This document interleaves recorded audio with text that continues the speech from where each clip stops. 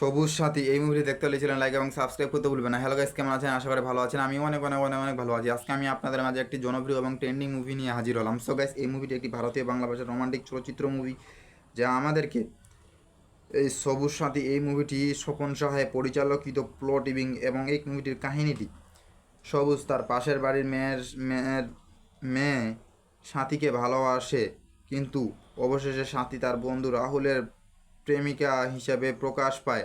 মানে কত একটা কষ্টের বিষয়। সো গাইজ, অবশ্যই গল্পটি আপনাদেরকে ভালো লাগবে গাইজ। সবুজ তার বন্ধুর ভালোবাসা রক্ষা করার জন্য সব কিছু করে। সে তার মা এবং পরিবারকে হারায়, কঠিন পরিস্থিতির সম্মুখীন হয়। রাহুল জীবনের শিক্ষা লাভ করে। সে নিজেই পায়ে দাঁড়াতে এবং দায়িত্ব নিতে শেখে। 2 বছর পর রাহুল ফিরে আসে, কিন্তু শুধুমাত্র তার বোনের জীবন গুছিয়ে দিতে। আবারও সবুজ সবুজ স্তব্ধ হিসেবে এগিয়ে আসে।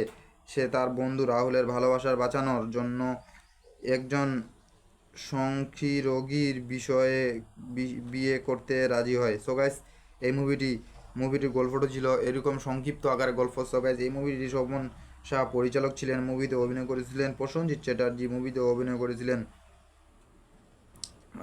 আমাদের প্রিয় নায়িকা। সো গাইস, আরও এই মুভিতে অনেকে অভিনয় করেছিলেন, যা আপনাদের মাঝে সংক্ষিপ্ত আকারে বলার চেষ্টা করতেছি। এই মুভি দেশ ছিল ভারত, ভাষা ছিল বাংলা। এই মুভির মুক্তির তারিখ ছিল 20 জুন 2003 সালে। সো গাইজ, এই মুভিটিতে আরও অনেক কাহিনী, অনেক ইমোশন জড়িয়ে আছে, যা আমি আপনাদের মাঝে সংক্ষিপ্ত আকারে বলার চেষ্টা করলাম। ভালো থাকবেন, সুস্থ থাকবেন, প্রত্যেকে অনেক অনেক